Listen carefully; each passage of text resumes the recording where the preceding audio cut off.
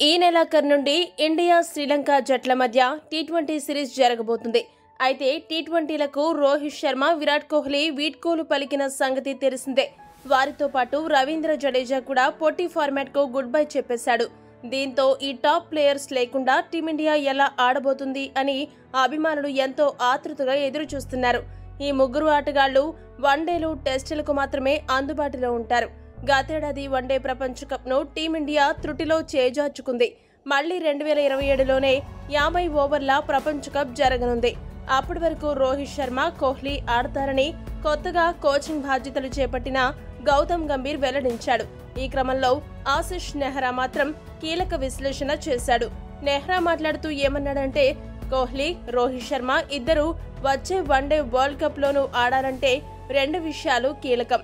మానసికంగా, శారీరకంగా వారు ఎంత దృఢంగా ఉన్నారనేది చూడాలి. అది దృఢంగా ఉంటే ఆటపై ఆసక్తి, ప్రోత్సాహం విషయంలో ఎటువంటి ఇబ్బంది ఉండదు.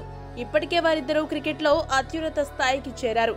అయితే మరోవైపు సుమన్ గిల్, యశస్వి జైస్వాల్, సాయి సుదర్శన్ భారీగా పరుగులు సాధించి ముందుకొస్తున్నారు. దీంతో వారి నుండి వస్తున్న పోటీని తట్టుకోవాలంటే కోహ్లీ, రోహిత్ తమ అద్భుత ప్రదర్శనను కొనసాగించాలి. అంతేకాదు 2027 వన్డే ప్రపంచ కప్ కు చాలా సమయం ఉంది. క్రికెట్ ఆడడంపై నన్ను అడిగితే నాకు అవకాశం ఇచ్చినా, గంభీర్కి అవకాశం ఇచ్చినా క్రికెట్ ఆడాలని అనుకుంటాం. కానీ వయస్సు రీత్యా అది జరగదు కదా. 2027 ప్రపంచ కప్ సమయానికి యువ ఆటగాళ్ల నుండి రోహిత్, కోహ్లీ జోడీకి విపరీతమైన పోటీ ఎదురు కానుంది. నాకు తెలిసినంత వరకు వయస్సు రీత్యా వారికి అవకాశం దక్కడం కష్టం. ఇంకా 4 ఏళ్ల సమయం ఉన్నప్పుడు దాని గురించి మరీ ఎక్కువగా ఆలోచించకూడదు. చివరిగా ఒకటే చెప్పాలి, రోహిత్ శర్మ, కోహ్లీ 2027 ప్రపంచ కప్ ఆడాలంటే వారు తప్పకుండా ఫిట్ గా ఉండాలి. అదే సమయంలో అత్యద్భుత ప్రదర్శనను కనబరుస్తూ ఉండాలని నెహ్రా తెలియజేశాడు.